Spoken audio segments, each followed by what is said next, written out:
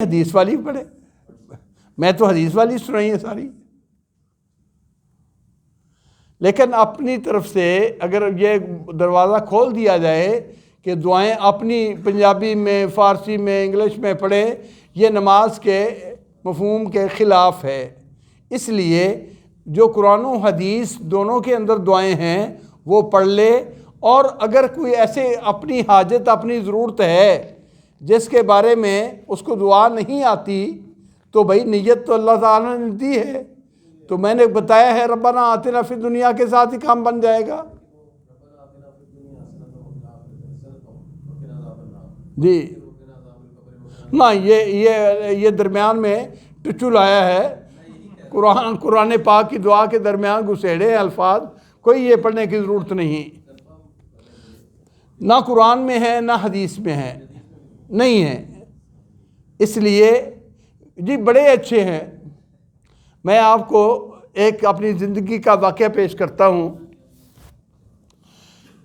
مدینہ منورہ میں پڑھتے ہوئے ہماری جماعت کے ایک بہت بڑے عالم اور بہت بڑے شیخ، اللہ ان کی قبر کو منور فرمائے،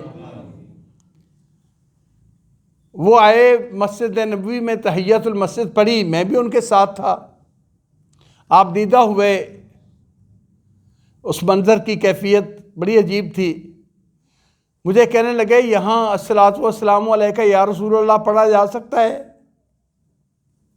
کہتے ہیں پڑھ لو. میں نے کہا جی آپ بہتر جانتے ہیں، کوئی شبہ نہیں، پڑھا جائے تو کوئی حرج نہیں. لیکن جو اللہ کے نبی کے سکھائے ہوئے کلمات میں جامعیت ہے وہ ان من گھڑت الفاظ میں نہیں ہے. ان من گھڑت الفاظ میں وہ معنی وسیع نہیں جو اللہ کے نبی کے سکھائے ہوئے سلام کے اندر معنی وسیع ہے.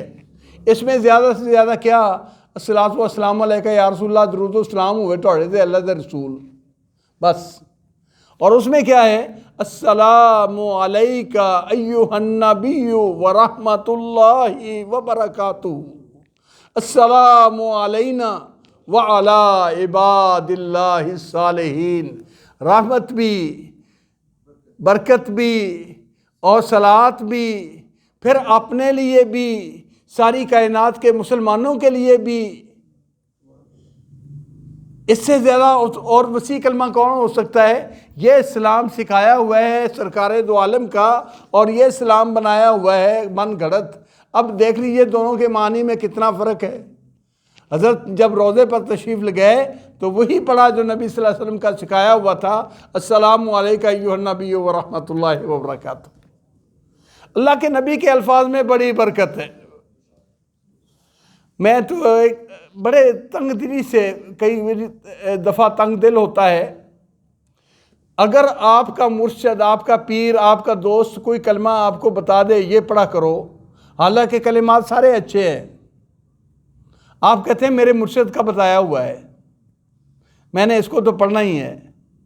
اور مرشد کل کائنات کا مرشد حضرت محمد صلی اللہ علیہ وسلم بتائے کہ یہ پڑھو اور ان کی قدر نہ ہو، اس کی جگہ پر اپنے بنا لے یا اپنے مرشد کے کلمات پڑھے.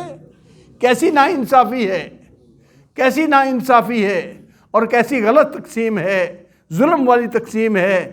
اللہ کے نبی صلی اللہ علیہ وسلم سے بڑھ کر کوئی رہنما نہیں، اور ان کے بتائے ہوئے کلمات کی جامعیت کوئی پیدا کر ہی نہیں سکتا. ایسے کلمات بنا بھی نہیں سکتا، نہ بنے ہیں نہ بنا سکتا ہے.